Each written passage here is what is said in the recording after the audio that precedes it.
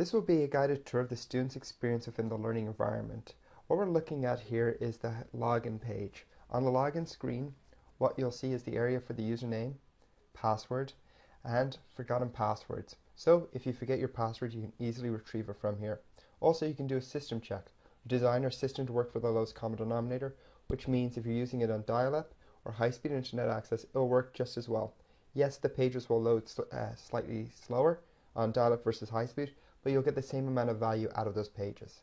So we're going to click Login, and now we're taken into the learning environment, and this is the organization or university's page within the learning environment.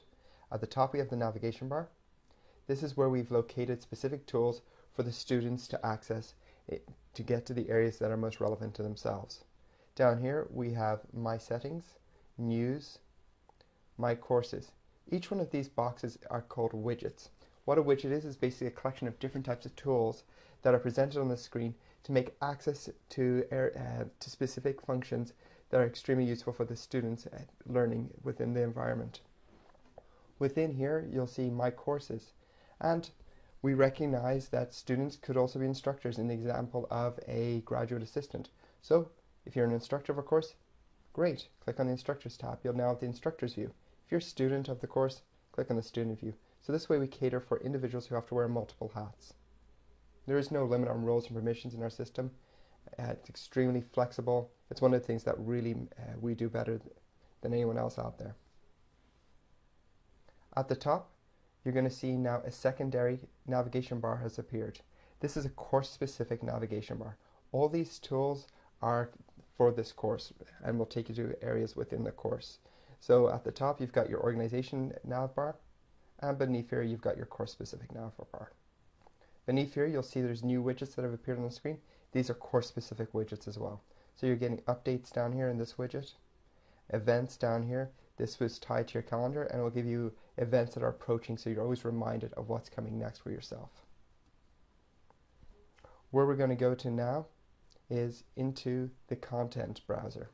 Content browser is basically your way of entering into the content map of your course. So you'll select which area of the course you're going to jump into. Select the page that makes most sense. And from here, you're now in the content side of this system.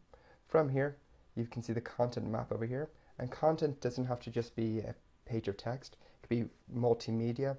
It could be an assignment. It could be a discussion board. It could be a quiz. It could be a range of different other tools to really engage the learner. The learner has some options. They can remove the content map, bring it back at any time they want. And to navigate through one page at a time, they simply click on the arrows. You can also bookmark content.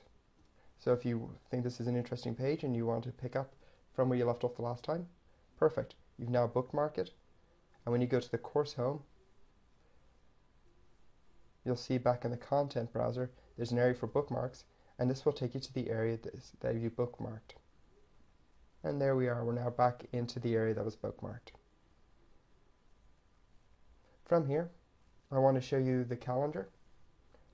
And the calendar is something very powerful. We have an iCal integration, which means our calendar can actually sync up with other external calendars that you might be using. In here, you'll see there's different views.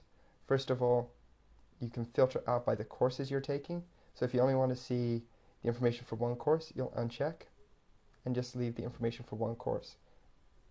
From there, you'll see that the only information that's on the page now is that one course. To bring it all back, just check them in. So this way you can stay organized very easily. We also have the calendar in a week view, and we also have the calendar in a day view. From here we can click Agenda, and the agenda now organizes your calendar in a format that makes sense best to yourself. What I mean by that is, you now have some choices. You can now see it in a to-do list format by date. So what's approaching very next? By course. This will now separate out so you can see what's due in this course, what's due in this course, and what's due in that course. These are very easy for managing. And type. What this means is, how many assignments have I got approaching? How many quizzes have I got approaching? What discussion boards? what other events have I got approaching, and it will categorize it out for you. So this way you can keep organized and make sure that if you've got a quiz coming up, you might have more prep for that than an assignment, and as a result you might want to have them all organized so you can see very quickly, so you can start preparing for that. And this now concludes the introduction to a student's view within the learning environment. Thank you.